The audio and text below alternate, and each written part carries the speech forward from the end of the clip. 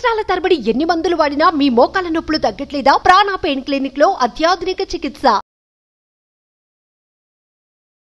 Hi hello నమస్తే, welcome to Suman TV. ప్రస్తుతం మనతో ఉన్నారు డాక్టర్ నంది రామేశ్వరరావు గారు, బిజినెస్ అనలిస్ట్. సార్తో మాట్లాడదాం. నమస్తే సార్. నమస్తే అమ్మా. సార్, మనం ప్రీవియస్ వీడియోస్లో ట్రిక్స్ గురించి మాట్లాడుకున్నాం, సీక్రెట్స్, మార్కెటింగ్ సీక్రెట్స్ ఎలా ఉంటాయి బిజినెస్ చేయాలి అంటే, అసలు బిజినెస్లో ఎందుకు ఫెయిల్ అవుతున్నారు, వాట్ ఈస్ ద రీజన్ అనేది మాట్లాడాం. మరి ఇప్పుడు వస్తే కొన్ని బిజినెస్ ఐడియాస్ సార్. ఇప్పుడు చూసుకుంటే నవేడేస్ ఏంటంటే హెల్త్ కాన్షియస్ అందరికీ వచ్చేసింది. అంటే 2 పూట్ల కూడా రైస్ తినొద్దు, ఒక పూట రైస్ తినాలి, ఒక పూట రోటీ చపాతీ తిందాము, హెల్త్ కాన్షియస్గా ఉండాలి అనేది కొంచెం ఇప్పుడు అందరికీ బాగా, ఇద్దరు జాబ్ చేయడం వల్ల కూడా ఈవినింగ్ వచ్చేసి మళ్ళీ ఏం తింటాం, రైస్ వండుకొని కర్రీ వండుకొని, అంత పెద్ద ప్రాబ్లం అనేసి ఆలోచిస్తున్నారు.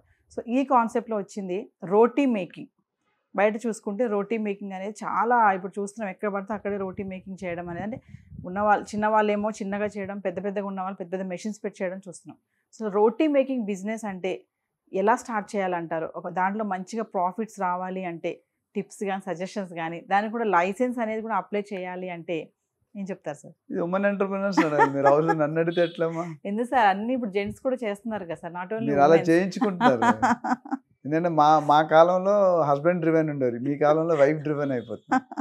ఇప్పటికీ మా మేడం నాకు ఫుల్ సపోర్ట్ ఇస్తుంది, నేను చెప్పిందే ఫైనల్ అంటుంది. మీరు అదృష్టవంతులు సార్. అయితే ఇది మెయిన్ ఈ బిజినెస్ కాన్సెప్ట్ ఎందుకు వచ్చిందంటే, మేక్ ఇన్ ఇండియా అని మన నరేంద్ర మోడీ గారు అంటారు. మేక్ ఇన్ ఇండియా మీరు చూసుకుంటే even Elon Musk is putting 16,000 crores company investment పెడుతున్నాం అన్నారు.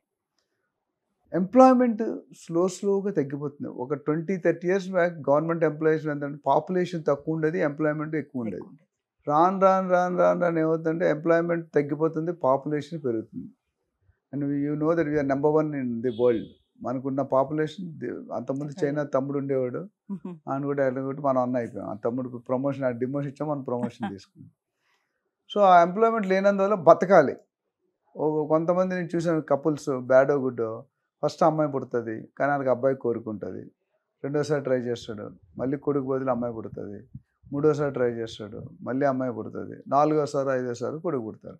బట్ ఆయనకు వచ్చే శాలరీ 50,000 లేకపోతే 25,000. ఎలా బతుకుతారు? సో వాళ్ళు they will try to find out. ఈ రోటీ అనేది యాక్చువల్లీ ఫుల్ టైం కూడా అక్కర్లేదు, పార్ట్ టైం చేసుకున్న వెరీ గుడ్ బిజినెస్. నెలకి 50,000 లక్ష రూపాయలు సంపాదించు. ఎలాగా?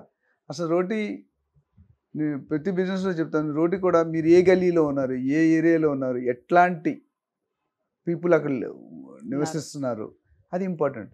ఇప్పుడు కొన్ని మీకు ఎగ్జాంపుల్ ఇస్తాం. ఒక సూప్ ఉండేది, ఒక మల్టీనేషనల్ కంపెనీ సూప్ మనం తాగుతాం కదా, అమెరికాలో లాంచ్ చేశారు. ఆ సూప్ని లాంచ్ చేసి సూపర్ హిట్ అయింది. సూపర్ హిట్ అంటే మధ్యాహ్నం పూట లంచ్ కలుగుంటా.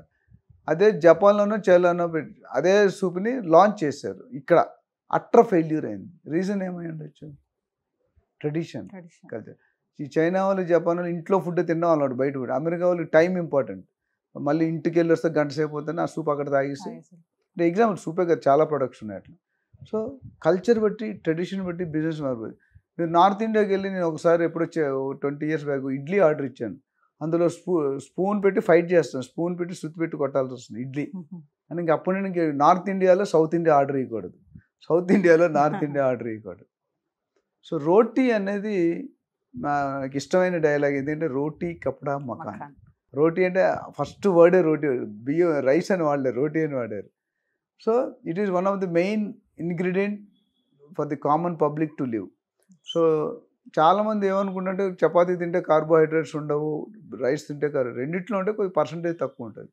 కీపింగ్ దట్ అసైడ్, ఇప్పుడు మీరు బిజినెస్ చేయాలంటే లో లెవెల్లో, నాకు తెలిసిన ఒక మేడం మీకు మనం చెప్పాను, పంజాబీ మేడం, ఆవిడ మా నైబర్.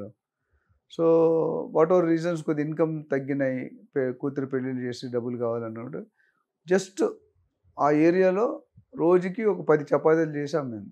చపాతీ 5 రూపాయలు, కర్రీస్ డిఫరెంట్ కర్రీస్.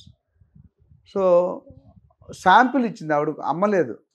మా ఐసా బనానా జనరల్గా పంజాబీస్ చపాతీలు, రోటీలు they are known for taste కానీ క్వాలిటీ. స్టఫ్డ్ కుల్చా అని రకరకాల వెరైటీలు కూడా ఉంటాయి. సో చేసి మొదలు ఆ 10 కాస్త 20 అయింది, 20 కాస్త 30 అయింది, 30 కాస్త 100. ఆర్డర్స్ ఆటోమేటిక్గా ఇంటికి వస్తున్నాయి. అప్పుడు ఏం చేశారు ఆవిడ, ఆ రొటీలో 2-3 రకాలు పెట్టారు. పుల్కా వేరు, చపాతీ వేరు, స్టఫ్డ్ కుల్చా వేరు. మూడు కేటగిరీలు, 3 సెగ్మెంట్లు వేరు. అదే దాని కూర కూడా సబ్జీ వేరే వేరే ఉంటుంది. సో ఈవిడ ఏం చేసి స్విగ్గీకి, ఫుడ్ పాండా అవన్నీ ఉన్నాయి కదా సప్లయర్స్, జొమాటో, వాటిలో రిజిస్టర్ చేసింది. Today I think with help of 2 workers సపరేట్గా పెట్టి, అంతకుముందు ఆవిడే చేశారు, ఆవిడ ఇంట్లో వాళ్ళు చేశారు. ఇప్పుడు she become a boss. She managing 2-3 ladies and supplying maybe 400-500 chapatis per day. ఈ చపాతీకి సపోజ్ ఒక 3 రూపాయలు 4 రూపాయలు వచ్చింది అనుకోండి, 500 చపాతీలు అంటే ఎంత, 2000 రూపాయలు.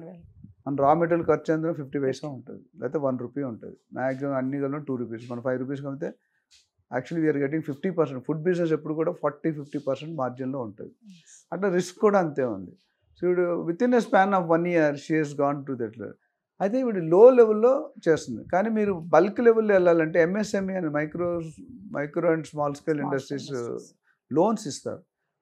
దీని మెయిన్గా ఎక్విప్మెంట్ వైజ్ మీరు చూసుకోవాలనుకుంటే ఏం కావాలంటే డగ్ మిక్సర్ అని ఉంటుంది. అంటే బల్క్ మీరు చేతితో మాన్యువల్గా చేస్తే ఎక్కువ చేయలేరు. డగ్ మిక్సర్ అనేది ఒక మన మిక్సర్ అంటే పిండి వేసి కలిపేసి ముద్దలా చేయాలి. 2 మెషిన్స్ కావాలి మనకి. ఒకటి డగ్ మిక్సర్, పిండి వేసి ముద్ద చేస్తుంది బాగా, అంటే మన చేతితో కలిపి చాలా టైం కూడా అది క్విక్గా చేస్తాను. ర్యాండమ్ 1 గంటకి ఇన్ని చేయొచ్చండి. ఆ ముద్ద చేసిన తర్వాత దాన్ని రౌండ్ బాల్స్ చేయాలి. ఆ పీస్ని కట్ చేసి మీరు పూరీలు చేసి మనం పైపులో వచ్చి టక్ టక్ టక్ మెషిన్ ఉంటుంది, చిన్న మెషిన్, అదే పెడితే బాల్స్ అవి వస్తాయి. తర్వాత చేసి అమ్మేస్తాం. ఇందులోనే రెడీ టు ఈట్ కూడా ఉన్నాయి. అంటే మీరు ఆక్యుపై మీరు చేసిన తర్వాత స్టోర్ రూమ్లో మీరు సూపర్ మార్కెట్లో మార్కెట్ చేసుకుంటే, అది ఇప్పుడు వైఫ్ అండ్ హస్బెండ్ ఇద్దరు ఎంప్లాయీస్, వాళ్ళిద్దరు టైం ఉండదు, వెళ్తారు తెచ్చుకుంటారు, హీట్ చేసుకుంటే తినేస్తారు. సో అది కూడా ఫాస్ట్ మూవింగ్ ఉంది. అందులోనే కాన్సెప్ట్ రెడీ టు చేసి ఇవ్వడం వేరు, ఈ రా మెటీరియల్ ప్రాసెస్ ఫుడ్ చేసి చేయడం వేరు. సో ఇక్కడ మెయిన్ ఈ బిజినెస్లో పైకి రావాలంటే ఫస్ట్ ఇంపార్టెంట్ సర్వీస్ ఫ్యాక్టర్. ఎప్పుడు కూడా ప్రోడక్ట్ కంటే సర్వీస్ బాగుంటే, ప్రోడక్ట్ ఎనీహో బాగుండాలి, సర్వీస్ బాగోపోతే రాడు. అదేవిధంగా టేస్ట్ అండ్ క్వాలిటీ, టేస్ట్ వేరు క్వాలిటీ వేరు, కన్సిస్టెంట్గా ఉండాలి. మీరు మెక్డొనాల్డ్స్ కానీ లేదా సబ్వే కానీ వెళ్తే ఎక్కడ ఏ స్టోర్కి వెళ్ళినా ఒకటే టేస్ట్ ఉంటుంది, అది కన్సిస్టెన్సీ ఉండాలి. ప్లస్ మూడోది రీజనబుల్, అందుబాటు లెవెల్లో ఉండాలి ప్రైసింగ్. ఈ 3 ఉంటాయి. ఈ బిజినెస్ మామూలు స్కేల్లో చేయాలంటే 10,000-20,000 చాలు, స్టవ్ పండి. అది ఒక లార్జ్ స్కేల్లో చేయాలంటే ఒక 4-5 లక్షలు పెట్టుకుంటే you can do easily on 1 lakh rupees per month minimum. అంటే ఏమి జాబ్ లేని వాళ్ళకి, ఏమి చదువు లేని వాళ్ళకి సింప్లెస్ట్ బిజినెస్. సో దీని మీద ఇంకెవరికైనా కావాలనుకుంటే మెషినరీ ఎక్కడ దొరుకుతుంది, రా మెటీరియల్ ఎక్కడ దొరుకుతుంది, సరైన రా మెటీరియల్ కూడా కొనుక్కోవాలి. రా మెటీరియల్ ఇంగ్రీడియంట్స్ బాగోకపోతే ఫైనల్ ప్రోడక్ట్ బాగుండదు. ఇప్పుడు బియ్యంలో బోల్డ్ రకాలు ఉన్నాయి, మీకు సోనా మసూరి అది ఇది, గోధుమలో కూడా బోల్డ్ రకాలు, నాసు రకం ఉంటుంది, కందిపప్పులో రకాలు ఉంటాయి, ఆర్గానిక్ అని కొత్తగా వచ్చింది. సో మీరు వాడుకున్న ఫుడ్ బట్టి కన్సిస్టెంట్గా అదే ఉండాలి. సో అవన్నీ కానీ చూసుకుంటే కనుక మీరు ఈ బిజినెస్ చేయడానికి పెద్ద టెక్నాలజీ అక్కర్లేదు, పెద్ద నాలెడ్జ్ అక్కర్లేదు. ప్రాక్టీస్ చేయడానికి ఫ్రాంచైజీలు కూడా ఇస్తున్నారు, కొంతమంది నేర్పడనుకున్నారు. ఈ బిజినెస్ ఎవరైనా పెట్టుకోవాలనుకుంటే మనల్ని సంప్రదించవచ్చు. అంటే సార్ పెద్దగా పెట్టాలి అనుకున్నప్పుడు మీరు ఎంఎస్ఎంఈ లోన్స్ అని చెప్పారు కదా, మరి లైసెన్స్ ఎలా అప్లై చేసుకోవాలి? లైసెన్స్ కూడా చేయాలండి. ఫుడ్ బిజినెస్కి FSSAI అని ఉందన్నమాట. అందులో లైసెన్స్ ఏ ఫుడ్ బిజినెస్ అయినా, మీరు లస్సీ షాప్ పెట్టినా, కూల్ డ్రింక్ షాప్ పెట్టినా, లేకపోతే హోటల్ పెట్టినా, రెస్టారెంట్ పెట్టినా, ఆ లైసెన్స్ లేకుండా చేస్తే మనకే ఇబ్బంది. అంటే గవర్నమెంట్ ఇచ్చేస్తారండి లైసెన్స్, పెద్ద ఇష్యూలో ఒక 5,000-10,000 ఉంటుంది. అట్లనే ఎక్కువ టర్న్ ఓవర్ చేస్తే ట్యాక్స్ రిజిస్ట్రేషన్ చేసుకోవాలి, పాన్ కార్డు ఉండాలి. ఏ బిజినెస్కి కంపల్సరీ ఐటీ ప్రకారం పాన్ కార్డు, ఫ్యాక్టరీ ప్రకారం ఇండస్ట్రీ లైసెన్స్. ఈ మీరు చేసుకోలేకపోతే దెర్ ఆర్ స్పెసిఫైడ్ కన్సల్టెంట్స్, ఆ కన్సల్టెంట్ మీ దగ్గర తీసుకొని మొత్తం అన్ని GST కానీ, సర్వీస్ ట్యాక్స్ కానీ, లేకపోతే రిజిస్ట్రేషన్ కానీ, ROCలు అన్నింటిలో కూడా వాళ్ళు మీకు ఇప్పిస్తారు.